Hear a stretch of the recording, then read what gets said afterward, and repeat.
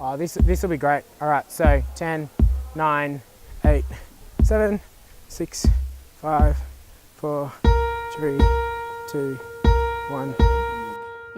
I'm starting to tear up because that's one thing that I hate about this marriage thing is I really have no idea what he looks like, and it's like a blank face in my head, and that's really frustrating. Love you too.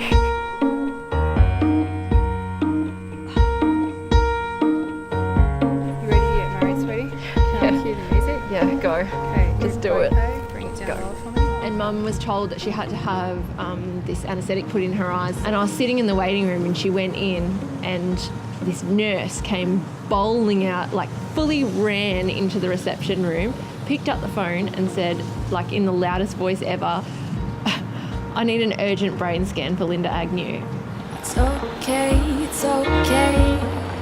to let your heart race. And my books just dropped on the floor. I remember walking into my exam 2 hours later, and I think I sat there for about 15 minutes and I just walked out. Yeah, it's okay to let your heart race. Pieces of metal strips up underneath your eye, and they said, yep, you've got the condition. And then I gave up for a while, started again, and then I just, that's it, don't have to be again, I was so frightened. I became really angry and I played the blame game with my mum. I went for a test one day and they said, we can't legally take your licence off you, but we'd prefer it if you handed it in. And I was like, well, that's really hard because that's my whole career. I'm going to hand you my career and I don't know what I'm going to do. 'Cause one day, you're gonna miss. When Mum was first diagnosed, my first thought, and it was so selfish, but I was like, she's not going to get to see me walk down the aisle. And that was always my thought. And then even when I got diagnosed, I always still thought that was my biggest thing. I was always like, my mum's not going to get to see me walk down the aisle. Never ever did I think that I would be, sorry Mum, don't, because you'll make me cry. So let go, go inside. I started a bit of a scrapbook when I started losing my sight of what I wanted for my wedding, just in case. And I actually felt, Jess got me to, that was the very first one that I felt. So when Jess was taking me around feeling dresses, that was the very first one she took me to feel. Yeah. And I felt it and I was like, oh, that feels so beautiful. Yeah. Rob was my direct next door neighbour, so we literally, our doors are a metre apart. And I'd been living here for 18 months and never met him. We did meet once because I'd gone to the bin and I was banging on the door for my housemate to open the door, and Rob's kind of come out and gone, oh, you'll have to go down to the concierge. And I didn't even look at him. And I'm kicking myself now because I should have turned around and looked at him because I could still see faces then. So let go. I asked her out on a date and we ended up going out to the Keith Urban concert. It kind of started to develop from there. So as we were neighbours, the relationship obviously developed quite quickly. The embellishing feels like it's not too much. So some of the others felt like the embellishing was, there was a... I don't know, I kind of got goosebumps because it's kind of like... You're feeling this one? Yeah, I am, massively. For me, I thought it was love at first sight. I looked at her beauty, I listened to what she was saying, and she got me from the start. Pretty much inseparable. We've been inseparable for the last 18 months. I don't think we've actually, have we been apart, spent a night apart at all?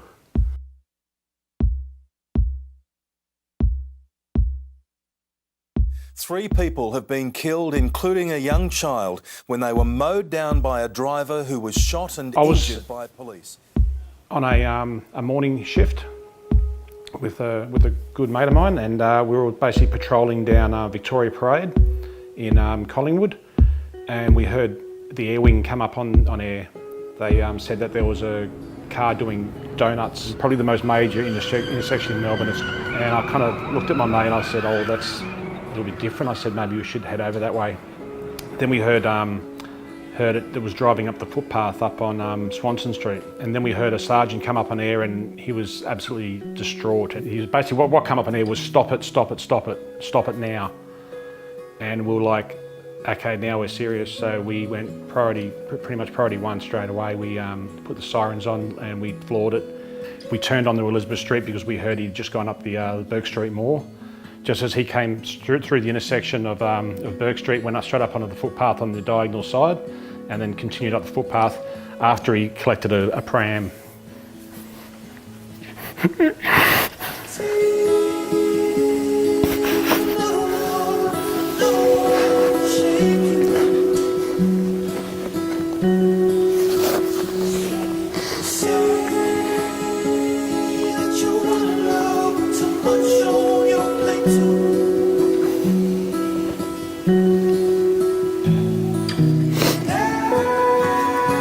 Thought it was all right.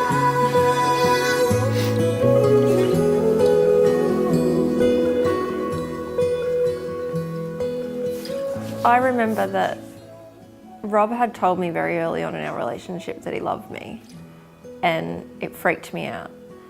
And then Burke Street happened, and I remember hearing it, being at work and hearing it on the radio, and I called him immediately because I just knew he was there, because I'd heard on the radio shots fired, and I just freaked. And I rang him and I said, are you all right? And he said, yeah, I'm fine, but I'm in the middle of a crime scene, I've got to go, and hung up. And I think 2 days later I told him I loved him, because it was like such a shock, like it was just, I was so scared that he'd been hurt, and I think it definitely brought us together.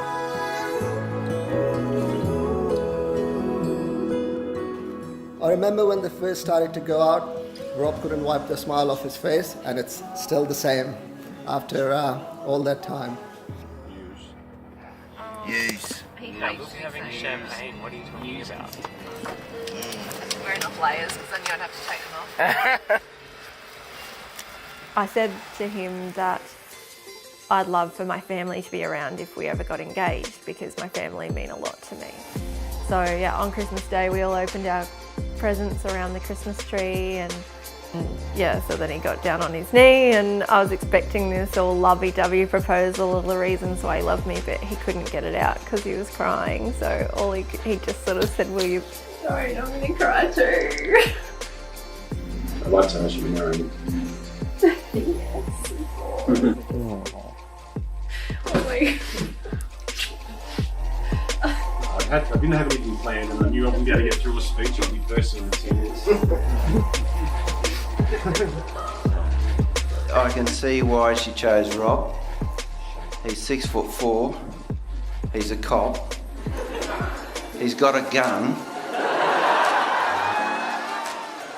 And Rob, now it's your job to be overprotective.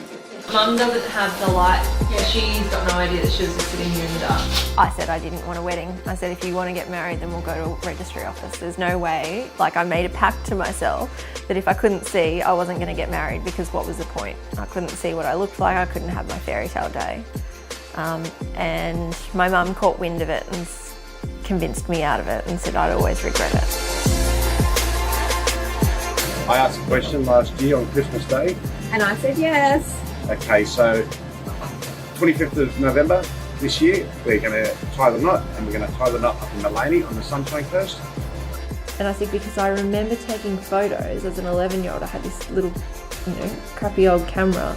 I was taking photos of the view in her garden because it was so beautiful. And I can remember that clearly. And it's going to be nearly the exact same view as our venue. Overlooks the Glasshouse Mountains on that same road. So that's pretty cool, because I could actually picture that in my head, because I have actually seen it.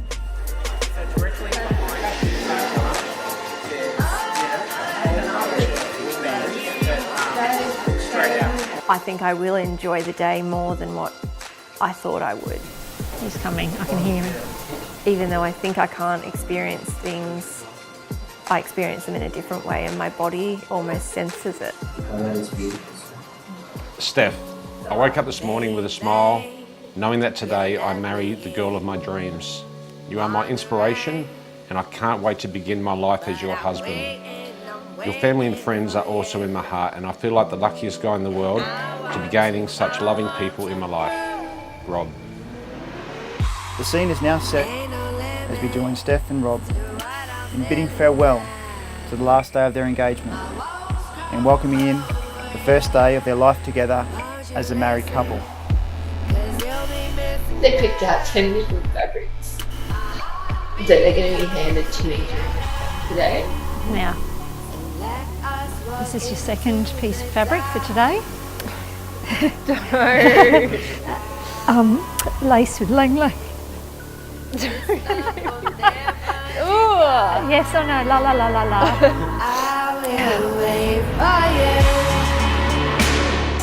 For Rob, he was smitten. He thought Steph was stunning, still does. And getting to know her, it quickly became apparent that not only was she beautiful on the outside, but a gorgeous person on the inside as well.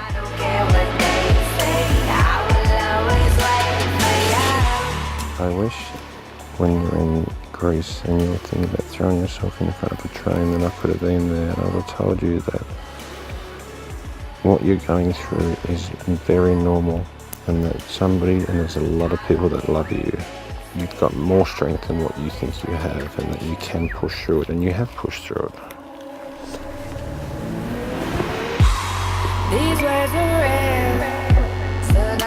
It's like saying, don't go there, you're going to break her heart. And I was like, I wouldn't have a chance with her. Have a look at her, she's gorgeous.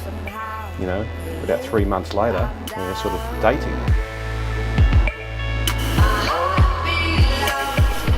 You would have just gone absolutely crazy. You would have said, how did you get that? She is way out of your league. Yeah, no, he would have loved you for sure. And I wish he was here to be my best man. He would have come down and probably spent the whole week with me. Yeah.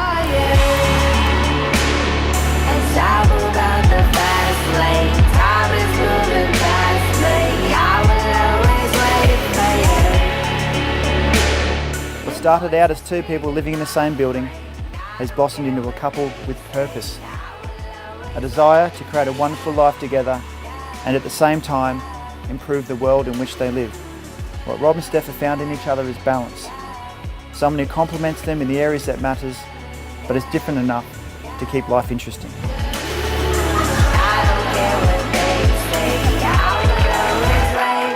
I don't want to make you upset, but I want to show you something. Oh, you won't make me upset. No, I'm not. Thank you. He's here with us today. He is, darling. You know, thank you so much. He would be so happy, you know. He loved you so much. Yeah, we all did. Yes. Thank you so much. Thank you.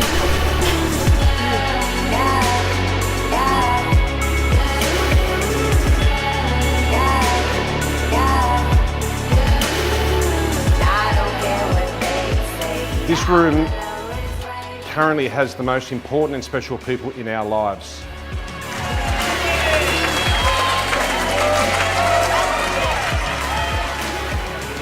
And I think the word that comes to my mind and nearly everybody else's mind is strength. Strength and perseverance to push through things.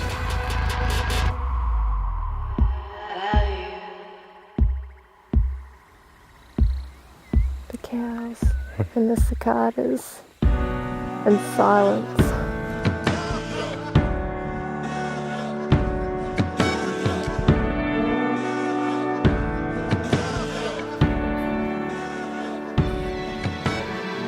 You know, I'm starting to tear up because that's one thing that, like, I hate about this marriage thing is I'm not going to be able to see the look on his face when I come down the aisle. Like, I think that's the one thing as a bride, like, you want to see your groom's face. And I'm going to be saying to Dad, I'm going to be like, you got to describe that to me, like when he walks me down. But that's going to frustrate the absolute hell out of me, not being able to see what your face looks like. Go up, big step When up. we lose one of our senses, The others become heightened, which allow us to experience something as beautiful as these vows in a totally unique way.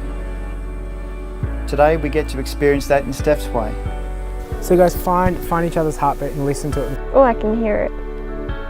Everything. She's just so giving and a strong person. And then it's going to get steeper now, and then just take one big step forward. And it goes.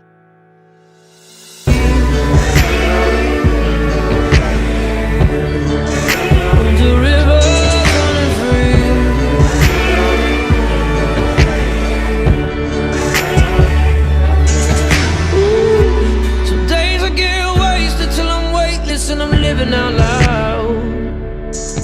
If you turn me in a rain, Rob's eyes are like dinner plates with a lot of water on them. it sounded like a song from a childhood memory. From the start, you inspired me with your strength, dazzled me with your beauty, and challenged me with your wit and intellect. From our journeys overseas to taking on new challenges here at home, you have been by my side and we have tackled them head on. We are a great team, and I could not have done this with anyone else, nor would I have wanted to. This day is not the beginning of us, but an affirmation and a promise to you that I'll continue to love you, listen to you, and be there for you. Yes, that's got Rob and the rainbow right there. So good. You took my photo. First time ever.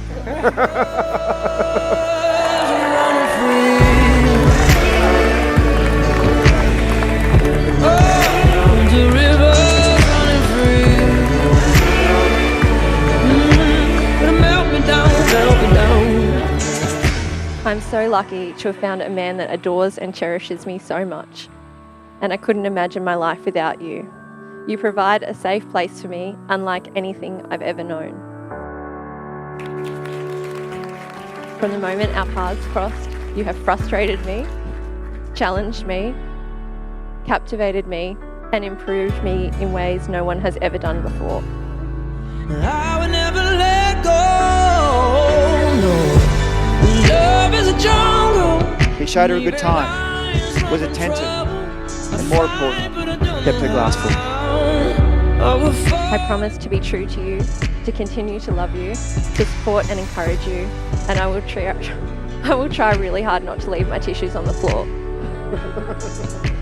I truly believe that we are good for each other, and we will continue to grow stronger together. Today, in front of our family and friends, I choose you.